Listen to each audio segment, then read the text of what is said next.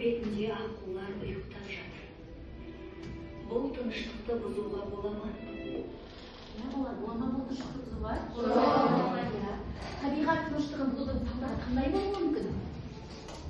Табиғат тыныштығын бұзудың салдары. Табиғат тыныштығының салдарын бұзудың салдары, бізге кері әсерін беруі мүмкін. Табиғат біздің екінші үйіміз, біз оны не істеуіміз керек? Қорғауымыз керек. Адам махаббаты үшін қандай қадамға бара алады бұлар? Барлық қадамға жақсы қылушылар. Бірінші топ сюжет тобы, үшінші топ эпилог тобы. Эпилог тобы сіздердің қатарыңызға бағалау парағы берілген. Бағалау парағы бар ма сіздердің қатарыңызда? Осы бағалау парағы бойынша мен сіздерді бағалап отыратын боламын. Әр тапсырма бойынша дискриптор берілген. Әр тапсырма барысында біз өз ісімізді бағалап отырамыз. Жақсы балалар, бүгінгі сабағымыздың тақырыбы Мұқағали Мақатаевтың «Аққулар ұйықтағанда» поэмасы.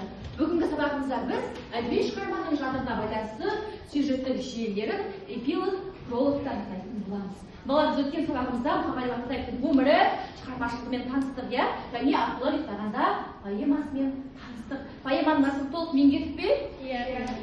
Биыл Мұқағали Мақатаевтың туғанына неше жыл? 5 жыл толып өткен, жарайсыздар балалар. Осындай ақын, болат ақын Мұқағали Мақатаевтың «Аққулар ұйықтағанда» поэмасының бүгін біз сюжеттік жүйелерін тауып эпилог прологтан айтамыз. Олай болса, балалар, бірінші тапсырма сюжеттік желі әдісі, жеке жұмыс. Алдарыңызға берілген кесте бойынша шығарманың композициялық құрылысын талдау жасайтын боламыз. Бұл жерде дискриптор сюжеттік кезеңдерді анықтайсыздар, әркімде сәйкес оқиғаны жазасыздар, оқиғаларды жүйелі орналастырасыздар. Балалар, сюжет дегеніміз не? Білесіздер ма? Сюжет дегеніміз не? Шығарманың ортасында кездеседі. Оқиғалардың несі ол балалар? Оқиғалар бірінен соң бірі тізбектеліп келеді. Жаңағы ақынның шеберлігі арқылы байланысы отырады. Ал композиция олардың біртұтас бөлшегі болып тұрады. Композиция шығарманың басталуынан, байланысынан, дамуынан, шиеленістен, шарықтау шегінен және шешімінен тұрады екен. Олай болса, тапсырманы орындаймыз. «Аққулар ұйықтағанда» поэмасының сюжеттік желісі бойынша кестені толтырамыз. Балалар, сіздерге регламент беріледі, 2,5 минут, яғни Нұрғиса Тілендиевтің «Аққулар ұйықтағанда» күйі қосылады, сол күй аяқталғанша тапсырманы орындап болуымыз тиіс. Сәттілік, тапсырманы орындаймыз. Бастаймыз. Thank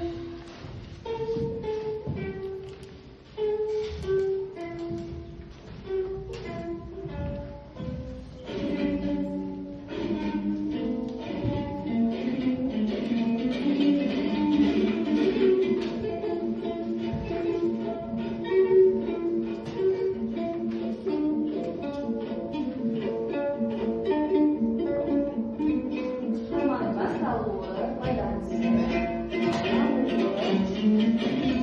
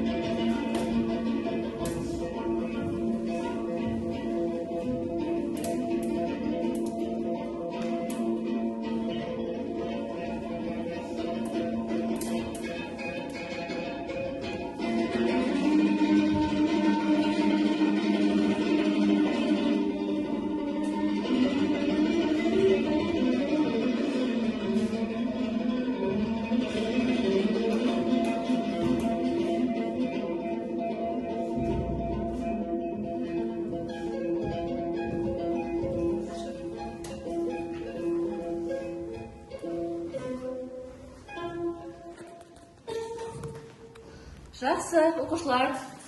Уақыт аяқталды. Тасман орындап болдық па? Иә, кім оқиды?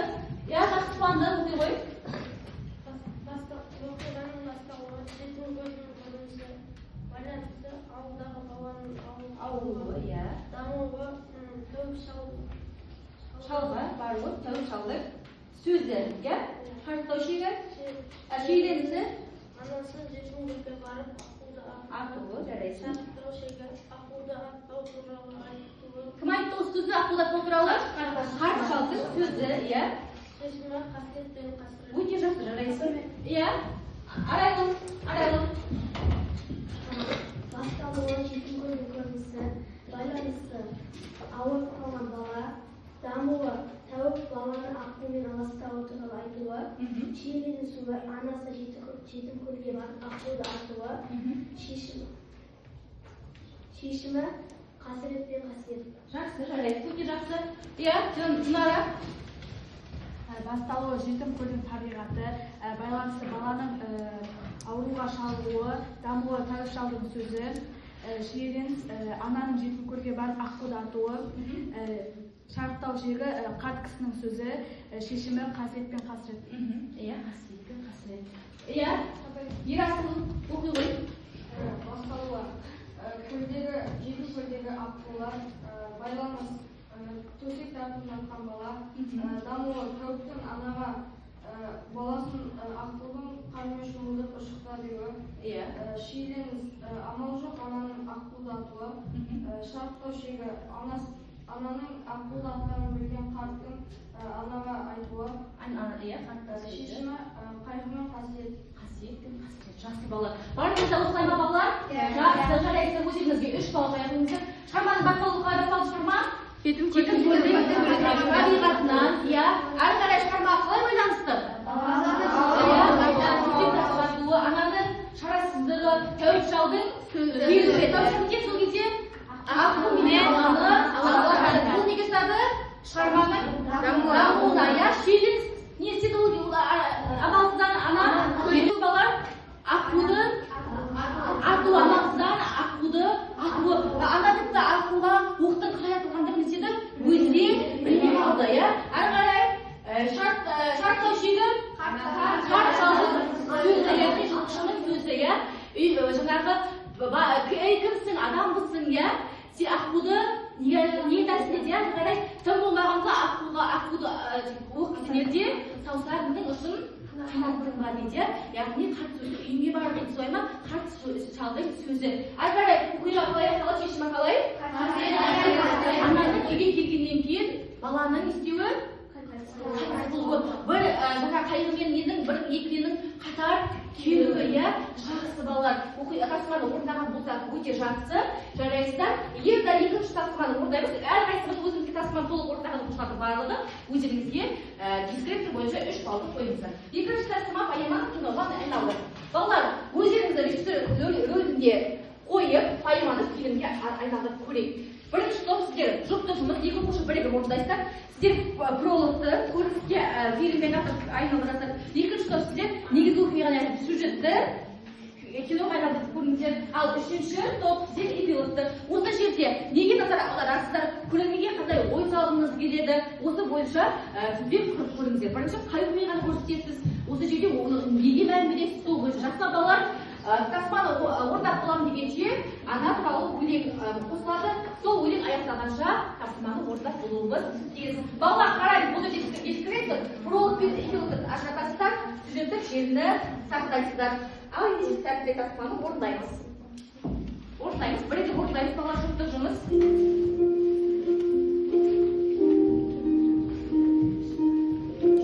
Бірге орындаймыз.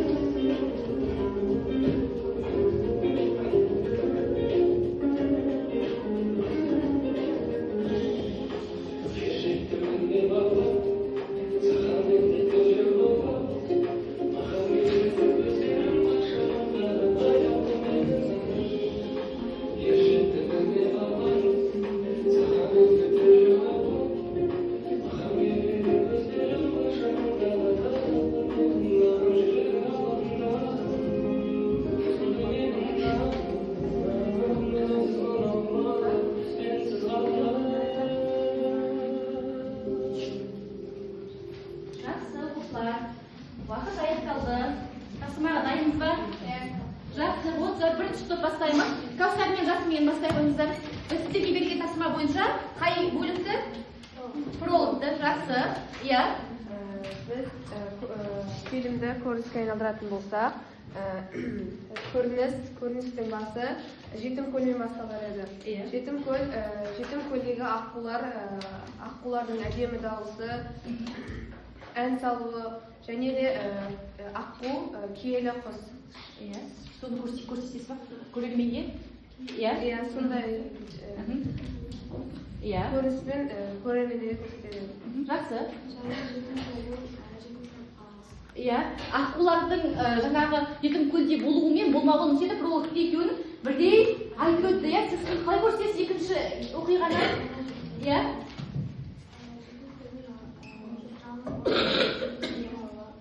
Жақсы. Аққулар шығып кеткеннен кейін Жетім көлдің көрдіңіздер. Жақсы, жарайсыз. Иә. Айдан мен Аян, сіздерше. Біз поэманың прологын киноға былай айналдырайық. Бірінші таң шапағатымен бейнеленген көлдің бейнесі, аққулардың сыңғырлаған дауысын және талдардың сыбдырын, жапырақтарын бейнелер едік. Және бір сәтте аққулардың бір камера бір аққуға жақындап, оның көзіндегі мұңды үлкен экраннан көрсетіледі. Иә, көрермен қызықтыруымыз керек қой, солай жатсыз ма? Иә, қарай киноның жақсы болуы үшін, иә, жақсы. Есіңізде мен табиғат пен адамның байланыс көрсетуі, аққудың киесі сезінуі болашақ проблеманы алдын алу сезім бағытын көрсетуі бірден бұл жайға табиғат емес, бұл қасиетті мекен. Иә, бұл жайға табиғат емес, қасиетті мекен деп көрсетті Жетім көлді. Жақсы, жарайсыздар, өте жақсы, керемет. Сіздер тез-тез тоқшатып бола қойыңыздар, иә. Оразғали. Иә. Дауыстарын, иә. Ұшып, жүруі, иә. Олардың аққулардың қышып кеткен кезде жетім көлде жетімсіреп қалуы. Иә. Қалуын көрсетесіз бе? Жарайсыз, өте жақсы. Поэманы фильмге айналдыратын болса, жетім көлдегі аққулардың үні, дауысы, бұлбұл құстардың үні және де ағаштардың дауыстарымен бастар еді. Өте жақсы, керемет, жарайсыздар. Өте жақсы, керемет. Екінші топ, сюжет тобы тездетеміз. Иә, тасыманы. Иә, сен?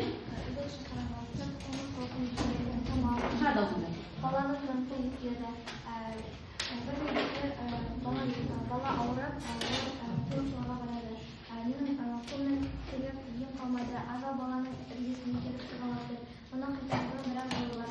Жетім көлді білесің бе, соның аққуы керек. Аққудың жолы қанына баланы шомылдасаң, терті сыпырылып түседі. Сонда ана не дейсіз, аққума? Аққу киелі емес пе? Аққудатқан оңбайды деуші еді ғой дейді. Жақсы, иә. Киелі дейсің бе, киеден бұрын баланың жөні қымбат емес пе? Ана болсаң тәуекел ет, не балаңды сақтап қал, не киеңді сақтап қал дейді. Анасы кешір мені жетім көл, кешіріңдер мені ақ айтының кесілері. Мен мерген емеспін, мен анамын. Менің қолымдағы қару емес, менің шағастығым. Жақсы, аққуды атады. Жақсы, жарайсыздар, иә. Өте жақсы отыра қойыңыздар. Баланың ауырып қалуы, тәуіпке барып, тәуіптен анасы көмек сұрап, тәуіп баланың аққумен аластауы керектігін айтуы. Анасы амандықпен жетім көлге барып, осы жерде қандай сюжет болды ортада? Әкемен ананы қарастар жалып болды. Ана деген әкеге аққуды атып болмайды. иә, әкесін деді, аққуды атамайды. Ал анасы не деді? Амалсыздықтан, балаға деген махаббаттан деді, өзі кетті жетім көлге, иә? баланы құтқару үшін аққуды атты. Жақсы, жарайсыз. Иә. Баласы қатты науқастан қалуы, анасы баласы үшін шырылдап, тәуіпке баруы. Иә, Олжас. Тәуіпсал балам азалдың іргесінде келген тек бір ғана жолы бар. Иә. Оны неге аққумен аластаңдар. Жақсы, сюжет негізгі сюжет. Ары қарай оқиғаны жылқышқа үлкен қатты нетін көрсеткен осы. Жарайсыздар, оқушылар. Екінші топ эпилог тобы, үшінші топ эпилог тобы сіздер қалай? Иә, Жанғали мен Лаура. Фильмнің қалай аяқталу. Иә. Яғни соңында анасы аққуды атып үйіне барғанда баласының өлгенін көреді. Иә. Және де анасы қарғы қасірет шегуі және де аққуды атқаны әлі де өкінеді. Өкінуі, иә. Және де жетім көз сол баяғы аққуласы жетім болып қалады. Иә. Сарайдан қалған ана баласынан және қасиетті аққудан айырылуы, ананың балаға деген махаббаты, қасиетті аққулардың оралмауы. Иә, сіз осы жерде көлемеңге қандай өте сағыңыз келеді? Қасиетті аққуларды атпау керек. Иә, қасиетке қол шықпау керек деген сияқты. Жақсы, жарайсыз, өте жақсы. Кететеміз, иә. Ананың балаға деген махаббаты, ананың қайғы мен мұңын көрсетеді. Ананың қайғысын, иә. Қайғысын және мұңын көрсетеді. Жетім қыздың аққуларды жетімсіреп қалуын және жетім қыздың табиғаты бұзылуын және аққу киелі құс екенін көрсетеді. Ананың баласы үшін аққуды қасиетке қосылу, екі нені бірге келуі бала бұл жерде, иә? Жақсы. Аққулар сол кеткеннен ол кетті. Аққулар қайтып оралмады. Анасы ананың баласы қайтып болып, қайғымен қасірет қатар келіп, анасы өкініп қалуы, аққулардың қайтып оралмауы. Аққулар бір үркіген жеріне қайтып оралмады. Дұрыс. Аққулар бір үркіген жеріне жеткен қайтып оралмайды екен. Нұсқамен тез айта қойыңыздар, қысқа нұсқа. Анасының баласына деген махаббатын көрсетеді. Көрсетесіз, иә, жарайсыз. Себебі анасы баласы үшін қасиеттен Аттап кетті, қасіреттен иә. де қорықпай, аққуларды атып, қасиетке қол соғу және соңында баласынан айырылып қайғы шегуі. Жақсы, жарайсыз. Иә? Аққулар шықса екінші рет оралмайды. Оралмайтын көрсетесіз, иә? Орында кеткен жетім қыз жоғалмапты, ортаймапты немесе тоғалмапты. Жоғалауын тауыпты жасыл жылғы қасиетті аққулар оралмайды. Иә, қасиетті аққулар оралмайды. Жарайсыз, өте жақсы. Иә? Ананың эпилогта ананың өкініші және аққулар киелі құс екендігі, олардың атылып ананың амалсыздан оларды атып, олардың қайтып келмеуі. Жақсы, жарайсыз, өте жақсы, өте жақсы. Иә? Ананың аққуды атқаннан кейін қатты оны атпауды. Жақсы, отыра қойыңыз, өте жақсы. Балалар, бірінші топтың жұмысы сіздерге ұнады ма? Екінші, үшінші топ ұнады ма? Бір оқ тәжірибе көрсете білді ме? Олай болса шапалақ әдісімен істейік. Ұнады ма шапалақ? Жақсы, керемет. Екінші топ ұнаса сіздер екінші топты қошеметтейік. Бірінші, үшінші топ. Ал үшінші топ ұнады ма сізге, балалар? Үшінші топтың эпилог тобында көрсеткен фильм ұнады ма? Олай болса шапалақ. Үшінші тапсырманы орындаймыз. Үшінші тапсырмада топтық жұмыс. Бұл жерде түрлі сюжет әдісі, яғни поэманың бір бөлігін сақталайсыздар. Бірінші топ пролог бөлігін сақталайсыздар. Екінші топ негізгі оқиғадан бір бөлігін сақталайсыздар. Бір кішкене сақталса үшінші оқушылар. Үшінші топ эпилог тобы, сіздер эпилогты сақталайтын боласыздар. Бұл жерде бөлім мазмұнын түсінесіздер. 1 балл, сюжеттік кезеңді анықтайсыздар 1 балл, шығармашылық танытасыздар 1 балл. Балалар, екінші тапсырманы барлығымыз орындадық, 2 баллымызды қояйық. Енді үшінші тапсырманы орындаймыз. Тәртіптік тапсырманы тез орындай қояйық. Аққу күйінде, аққу күй аяқтағыш тасыманы орындап болады. Топтардың топтасын орындаймыз, иә? Қалай орындайсыздар? Қалай сюжеттік көріністі көрсетесіздер?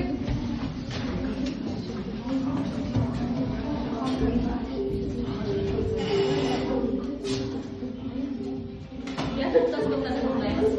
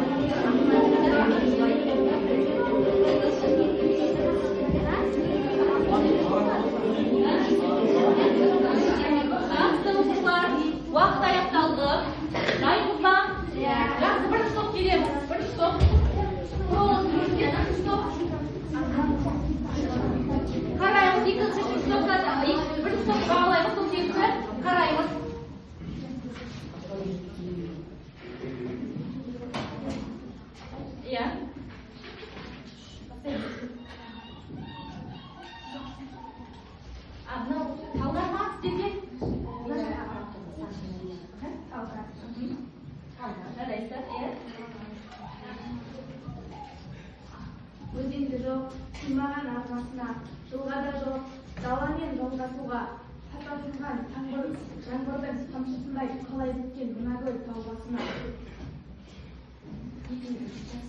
Шегінкөл суы мөлдір, аққулары бар, өте әдемі көлдердің бірі. Олардың аққуларын аппақ.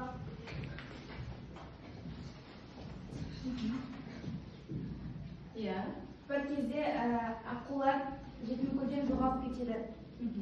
Сол кезде көлде сәніп етіп,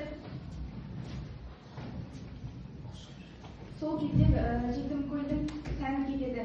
Ол бұрынғыша жарқырамай аққуы жоқ болған соң жетімсіреп қала береді. Жақсы, жарайсыздар. Жақсы, өте жақсы. Өте жақсы. Жетімкөл табиғатын көрсетті, аққулар бар кезде Жетімкөл деді. Толып тұрды, шынында қыздар шығып кеткеннен кейін нәрсе істеп қалды. Иә, сол сияқты Жетімкөлден қандай болған екен балалар? Аққулар шығып кеткеннен кейін жаңағы осылай істеп қалған екен. Жақсы, екінші топ келеміз. Екінші топ. Сюжет, негізгі оқиғаны суреттейміз, тез етеміз, бұла ойындар. Екінші топ тез етеміз, бұла ойындар. Иә, тез етеміз. Аха, баланың дыбысы, иә.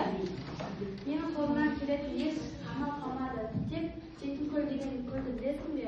Ол жердегі аққуларды атып, баламды жоғалтып шықты. Сол кезде баламның емесі сыпырылып түседі. Не дейсіз? Аққуларды атуға болмайды, ол киелі құс қой. Енді одан басқа амал қалмады. Мана күндіз тәуіршал деп кетті, әлде өтірік, әлде шын демеп кетті. Аққу менен баланы аластаңдар, дидардағы жөнмен демеп кетті. Я тұрсаңшы, таяу қалды таң атуға. Неткен жансың, санасы жаратылған, балаға тәуіп шалдың айтқан сөзі ұмытылып кетті ме санасынан? Әлде менің сөз диалогым қайда балалар? Я, ағарай? Ана көл жағасында мылтық ұстап тұр, аққулар суда жүріп. Дауысын шығарамыз, иә.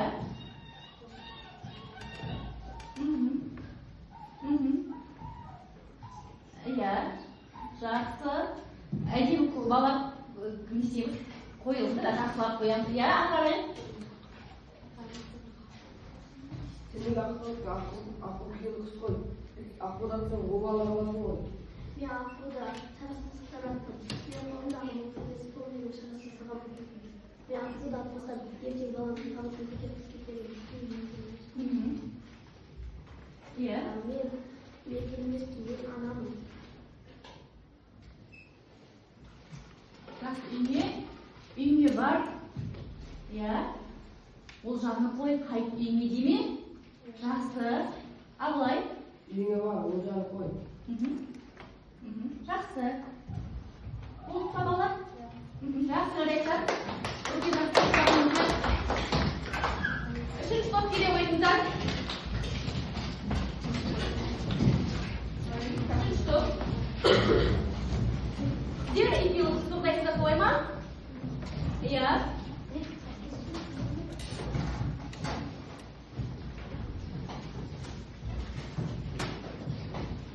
Аққулар шашып ұшады, бір-екеуі құлайды. Музыка үрейлене бола бастайды. Әкесі баласының жанында отыр. Анасы қолында аққудың қанға малына қанатын ұстап есікке кіріп келеді. Аққу, кешіріңдер мені, сұлу аққулар. Сендердің қанаттарың маған баламның тынысы. Бір аққу, тек қана бір аққу. Мынау не сен аққуды атқансың ба? Аққу деген киелі құс қой. Иә, бұл аққудың қауырсынан. Тәуіпшал айтқан маған аққудың қауырсынан мен баламды енді деп айтты. Сен бағана көлге кеткен кезде, сол кезде біздің баламыз соңғы демін алып қайтқан. Бұдан кейін сен неге атқан аққуды? Міне, әкелдім. Балам қазір жазылады. Тәуіп айтты. Осынан баланың демін қылды. Баламыз бағана ғана сен көлге кеткенде соңғы демін алып көз жұмды.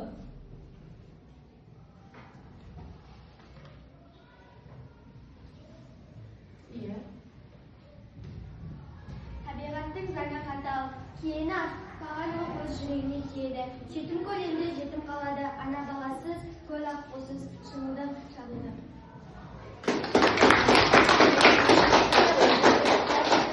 Жақсы жарайсыздар. Балалар, бірінші топтың көрінісін екінші топ сіздер бағалайтын боласыздар. Екінші топтың көрінісін үшінші топ, үшінші топтың көрінісін бірінші топ. Ендеше бірінші топте сіздерге кімнің рөлі ұнады, қалай сомдады, прологты аша алды ма, сол бойынша бағаласаңыздар. Екінші топ. Не дейсіздер? Арайлым, айта өз пікіріңді. Бірінші топ ашық бағалады. Ашық бағалады. Жетім көл туралы анық көрсетілді. Жетім көл аққулар жоқ болса, жетімсіреп қалған туралы да көрсетілді. Иә. Жақсы, Күлсімай. Олар жақсы аша алды, және де жақсы ойнап шықты. Жарайсыздар. Екінші топты бағалаймыз. Екінші топтан сюжет оқиғасы өте жақсы, негізгі оқиғаларын түгел өздерінің рөлін дұрыс ойнап шықты. Жақсы, жарайсыздар. Ержанғали.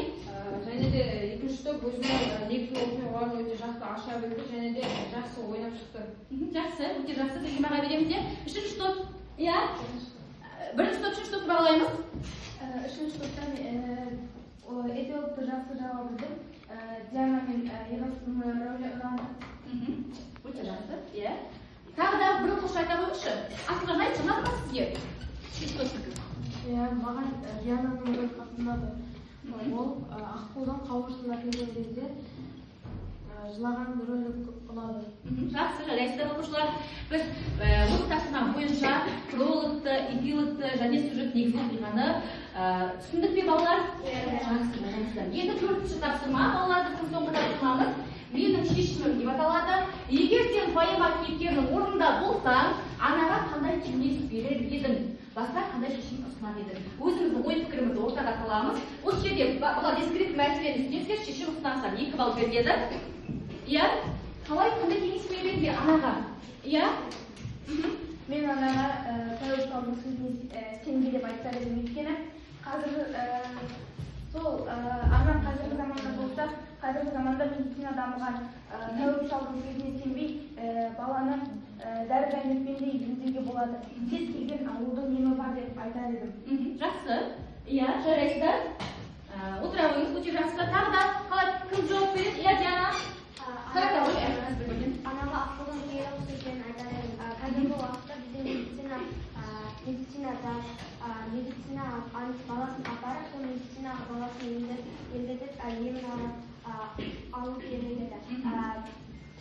Тәуіпшалдың сөзіне сенбеп келеді. Жақсы. Ержанғали.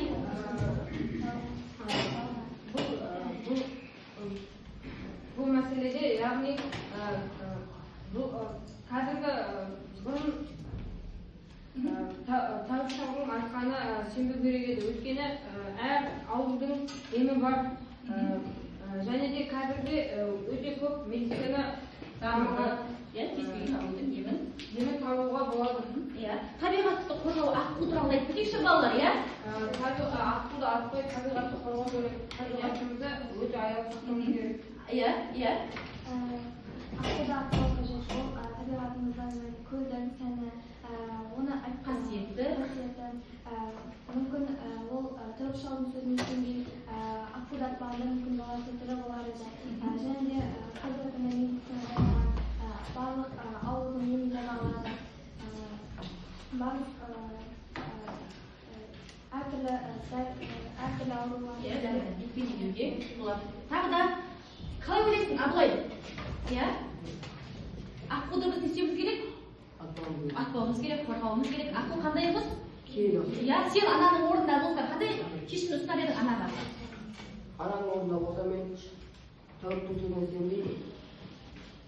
Иә? Киелі құсқа, ол? Киелі құсқа атпай, дәрі-дәрмектермен түрлі аурулар емдеуге болады. Жақсы, жарайсыздар. Егер мен ананың орнында болсам, киелі құсқа аққуды атпайтын едім. Себебі қазіргі кезде қоғам дамыған медицинаға жүгініп, дәрі-дәрмекті баланы құтқаруда жарайсыздар. Сонымен қатар аққу біздің қызыл кітапқа енген құс. Біз аққуды қорғауымыз керек балалар. Ендеше балалар, сабағымыз аяқталды. Енді аққудың қауырсыны сіздерге алдарыңызда таратылып барлығыңызға жетті ме?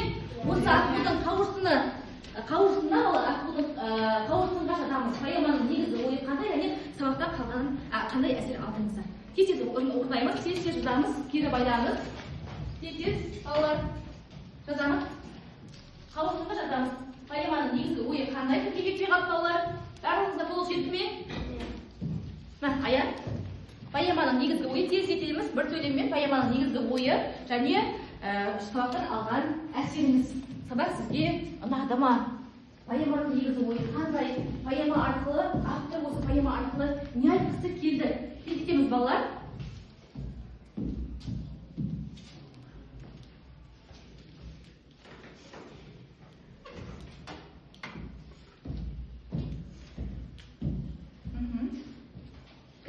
Болған оқушы болса айта берейік орныңызда тұрып.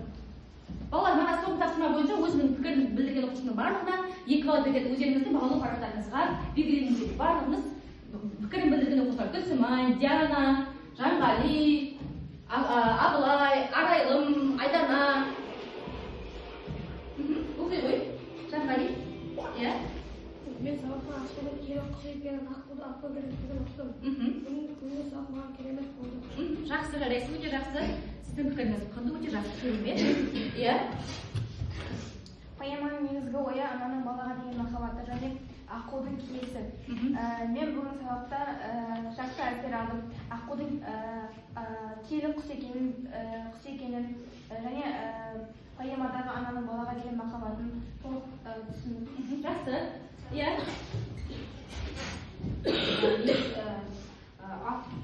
Поэманың негізгі ойы аққуды атпау керек екенін көрсетілді және де аққу киелі құс екенін баяндады. Маған бүгін сабақ өте ұнады. Аққу киелі құс екенін және де аққуды ешқашан атуға да болмайтынын